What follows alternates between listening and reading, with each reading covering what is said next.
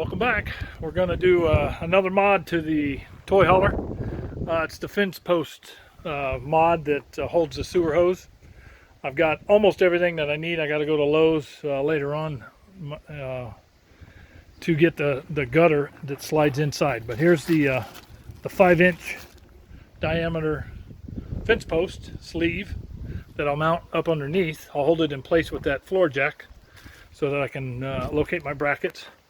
I'm going to try and use these bolts. These are leftovers from a video I did on installing new lift kit on my golf cart. And they sent me an extra set of bolts. So I'm going to try and use them because I think they're the right diameter and right length. I've also got some aluminum angle up here that I'm going to cut the size, and that'll be my bracket that holds the box. So let's get started on this project.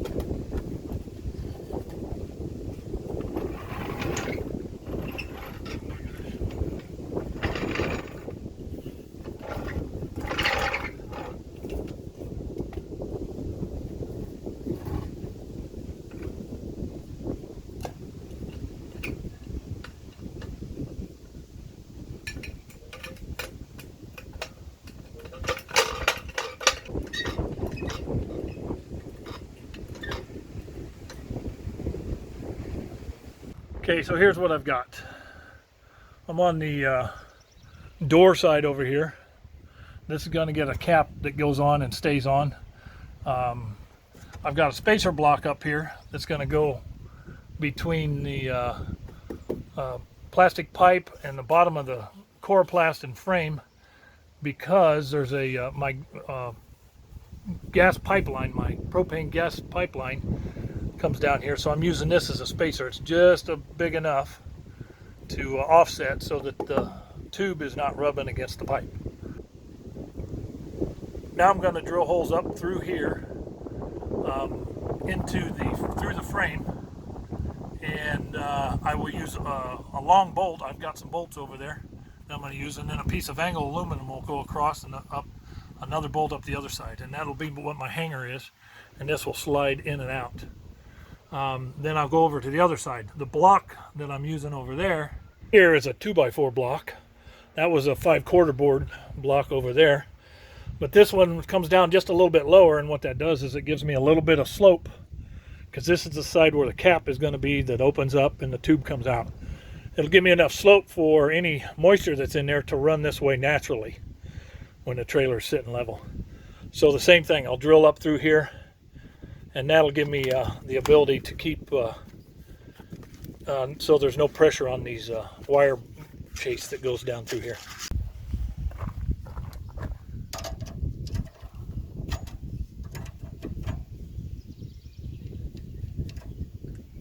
I think that's about right. Yep.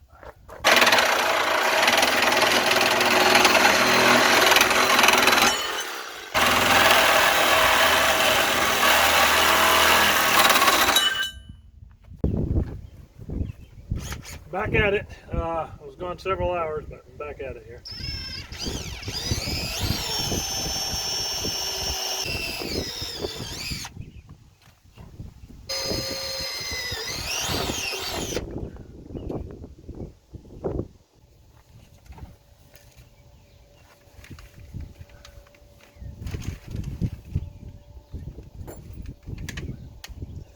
So I kind of changed the plan from yesterday's video, that I put that blank piece of diamond plate under where the steps used to be. I said I was going to work on those stairs on the inside. I was looking around for some of the things I was going to use, and I happened to stumble upon the parts that I bought, I don't know, a couple years ago, and the last time I did one of these sewer hose tubes underneath. And I stumbled upon those parts, and I thought, oh, I'll go ahead and do that today instead. So I got halfway into the project and I ran out of time because I had to go down to Greenwood to pick up something I bought off of Craigslist. On the way back, I stopped at Chipotle. Good stuff. But anyway, the trip to Greenwood was for another project that I'm going to be building, and it's going to be for part of the truck. You can see part of it laying right there, not those green bags, but what's underneath those green bags, and not part of the Anderson hitch. It's a way for me to carry the kayaks on top of the truck while I'm pulling the fifth wheel. Got a plan. Stay tuned and enjoy. I got to get eaten, and then I got to get busy before it rains.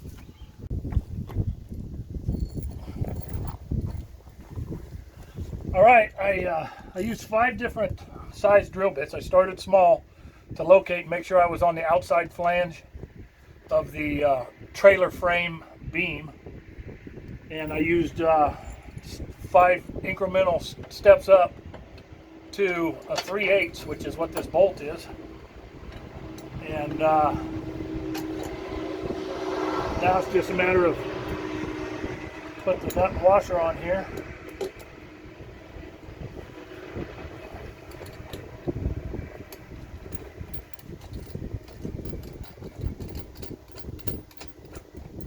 Using nylon locking washer or lock nuts, and now just tighten it down.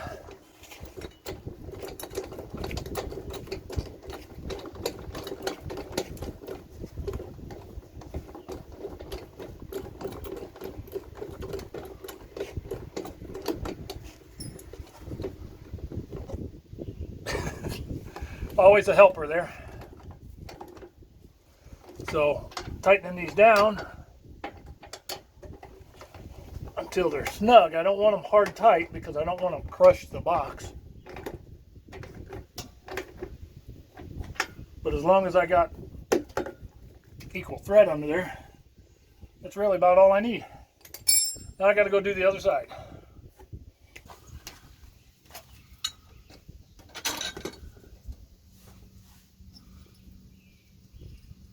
I just put this first one on here to kind of ensure that all my holes are lining up. Something else to do when you're drilling through this frame and stuff under here, make sure you're wearing safety glasses, because those little steel sliver shavings come down there hot and sharp. So now the last hole I got to do is this one here, right here. So I just make sure that I got enough lined up, and then stair step them out. 5 different sizes, starting small.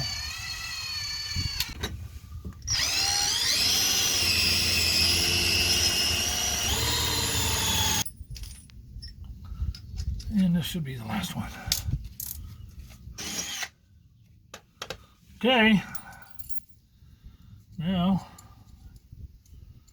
this will be the 4th and final bolt. Just go up in behind here and clear off. There may be a little bit of a burr there, but that ain't gonna hurt nothing. It'll flatten down when you tighten this bolt. It comes down like that. RV is only a year old, so it's not seen a whole lot of use, but it has been used. And for me, using it with the full hookups or not, you still have to access your sewer pipe eventually. And having it pop out right over on the other side is ideally the best place for it.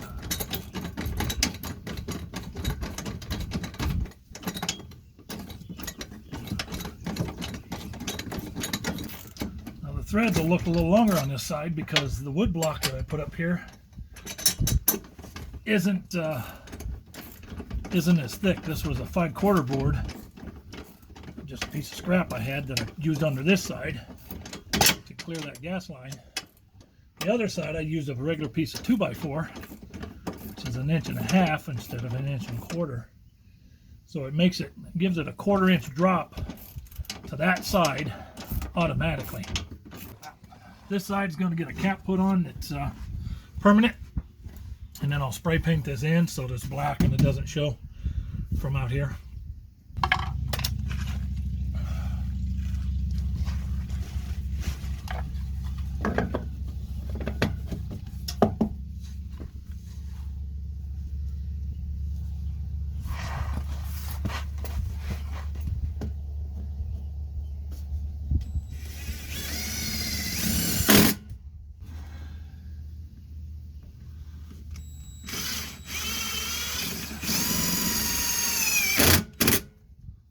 Okay, this side's done except for the paint.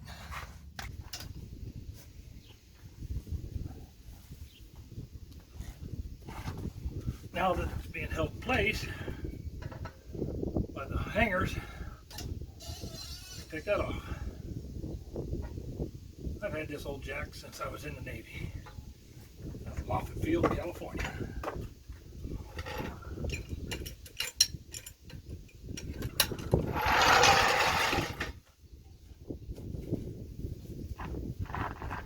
Okay, the next thing is the cap that goes, this cap goes on this side over here. And the way I rigged that up is I have a combination of things. I have some cotter pins which go inside the cap and inside that tube and flatten out so that there's maximum clearance available. And then I hook onto those with these little coil springs. And these make the cap spring loaded into the end of the tube. Let me show you. I'll do it right in the middle. I'm going to stick this cotter pin in through there. It creates that little loop on the outside for the spring to hook on. And I do the same thing back here in the tube. I'll spread that out and it won't pull out. That's a stainless steel cotter pin. So I got to say that this is not my genius idea. I got it off of YouTube from somebody that did it on theirs, and so I'm just copying them. I don't remember who it was, but it's a great idea. It makes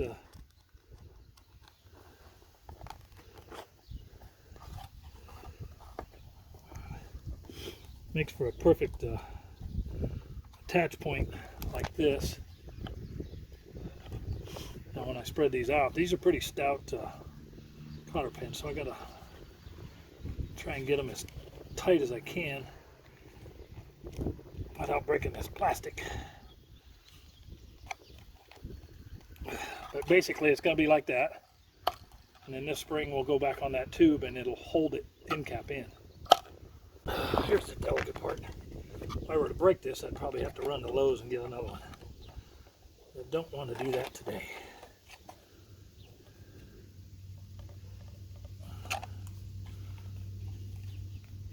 Boy, oh boy. Okay. I think that'll do it. What I don't want to do is make it too tight. Something else I'm going to do here is I'm going to relocate these cotter pins. I screwed up. Don't do this on yours. Do what I'm about to do.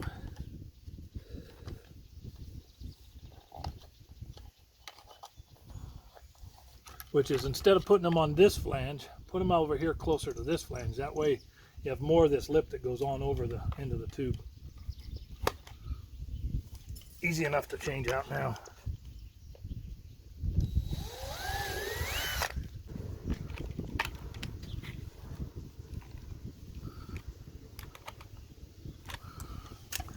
All right, that's as good as it's going to get on the end cap.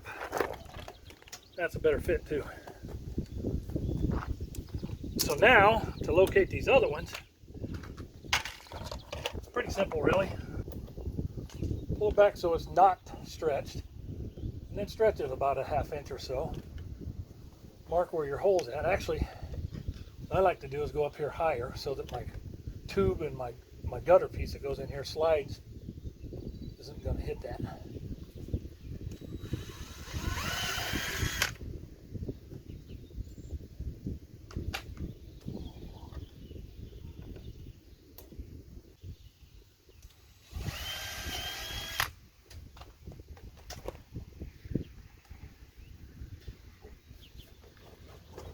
Now when I pull this out, I won't lose the cap because I can put it here and my tube slides in and out. Genius, isn't it? Great idea. I got to bend those tabs over.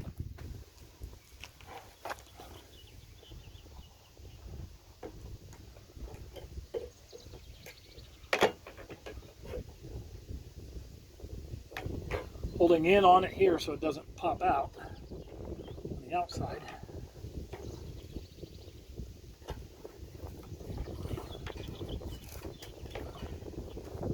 That's about it right there. That's all you need. Here's how it works. Pops up like that. Going down the road.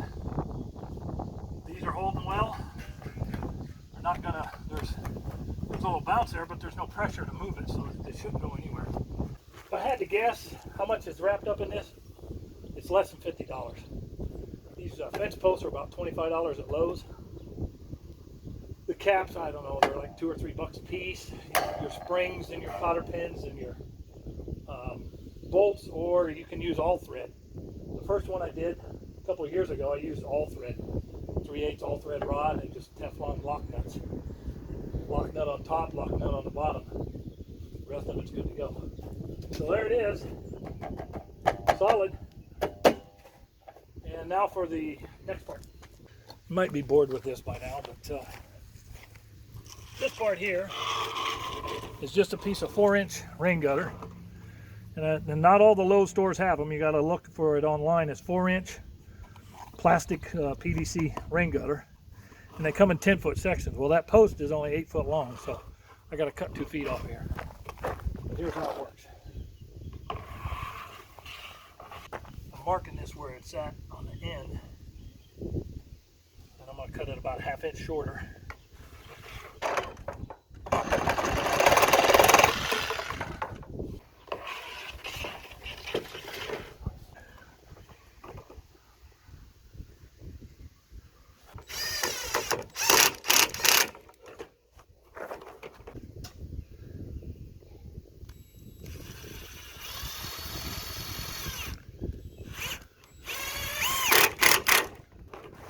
Pull handle.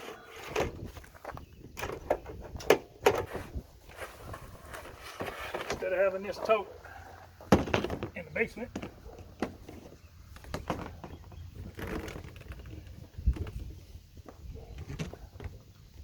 it will now be reduced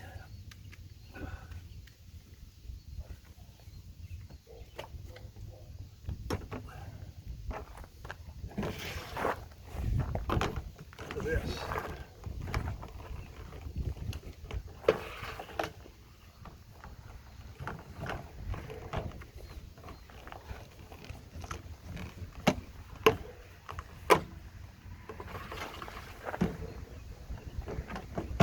Yes, it will fit. I've done it before. Just a matter of finding the right spot. Just like that.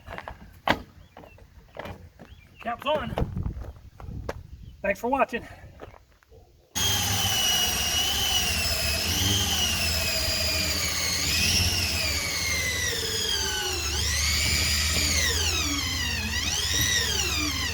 And wouldn't you know, ran out of battery. Story of my life. Not really.